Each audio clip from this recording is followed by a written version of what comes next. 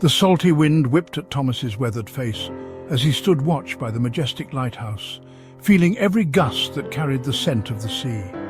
For decades, its beam had pierced the darkness, a comforting guide for ships navigating the treacherous coast, saving them from certain doom. Thomas, the lighthouse keeper, was more than just a guardian of light. He was a pillar of strength and wisdom for the villagers. His heart overflowed with a faith that inspired everyone around him.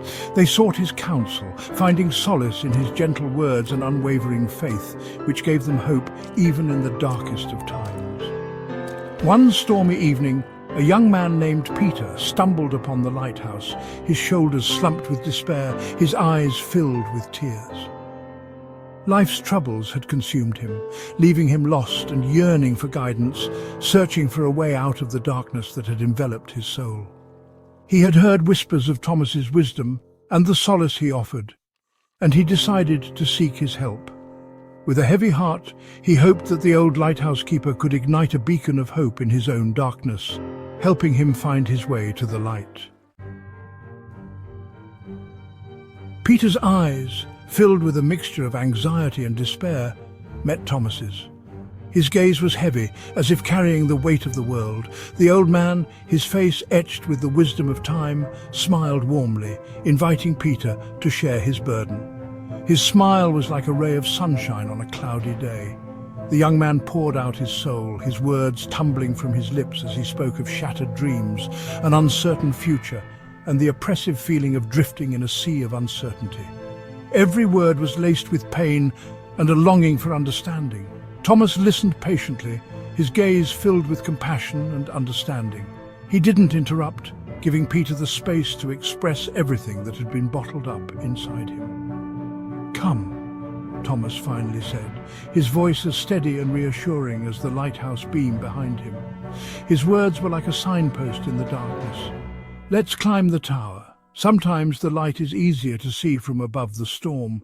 Up there, everything seems clearer." Peter hesitated for a moment, then nodded, clinging to the glimmer of hope in the old man's words. He sensed that this could be his chance to find answers. He followed Thomas up the winding stairs of the lighthouse, each step heavy with the weight of his worries, but with every step he felt his heart grow a little lighter. The climb was long and tiring, but with each step Peter felt a growing sense of anticipation.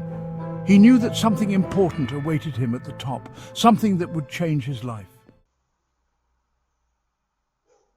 When they finally reached the top, Thomas gestured towards the massive lantern, its brilliant light slicing through the darkness like a sword, cleaving the gloom. Outside the storm raged, but here, above the crashing waves and howling wind, there was a sense of peace. They felt protected, despite the fury of the elements.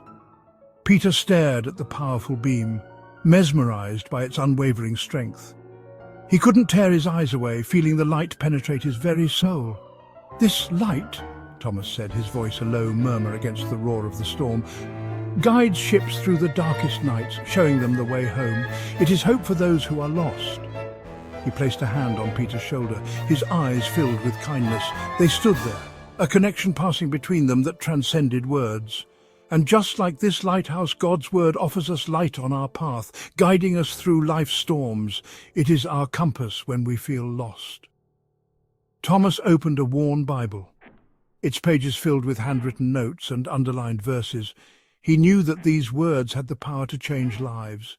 He gently turned to Psalm 119, verse 105. "Your word is a lamp to my feet and a light to my path." These words were like a beacon in the darkness for them,